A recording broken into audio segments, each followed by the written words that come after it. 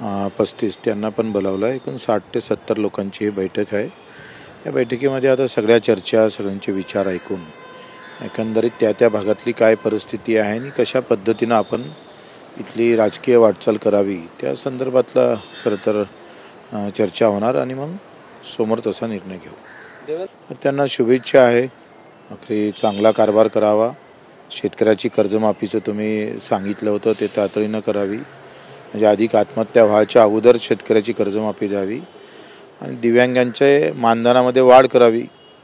मला असं वाटतं का एकंदरीत जशी लाडकी बहीण आहे तसे लाडके शेतकरी करता येईल काय, लाडका मजूर करता येईल काय, लाडका दिव्यांग करता येईल काय, हा विचार करावा।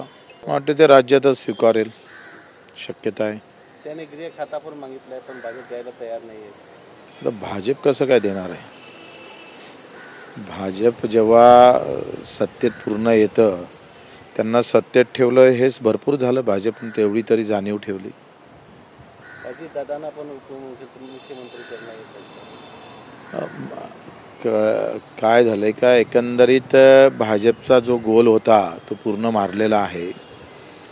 त्यांनी इथून 2035 मध्ये काय होईल आणि काय करायचं असा राष्ट्रीय पक्ष आहे।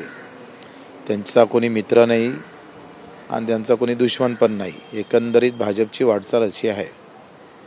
प्रफुल्ल पटेल आणि श्रीकांत शिंदे यांना केंद्रात मंत्रिमंडळ मिळू शकतात असा चर्चा आहे। चांगली गोष्ट आहे। मला वाटतं आता या सगळ्या समीकरणात सत्तेत श्रीकांत शिंदे असेल किंवा प्रफुल्ल पटेल असेल,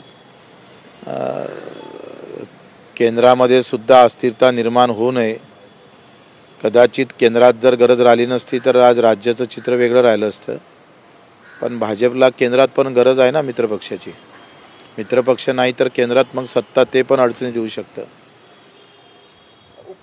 उपमुख्यमंत्री पद नाही स्वीकारलं तर शिंदेना अजितदादा आणि फडणवीसांवर अवलंबून राहावं लागेल का?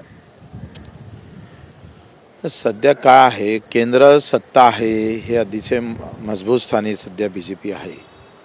केंद्रामध्ये सत्ता असल्यामुळं खाली कोणी मला वाटत नाही कोणी काही वेगळ्या भूमिका घेईल। केंद्रात सत्ता नसती तर मग चित्र वेगळं राहिलं असतं।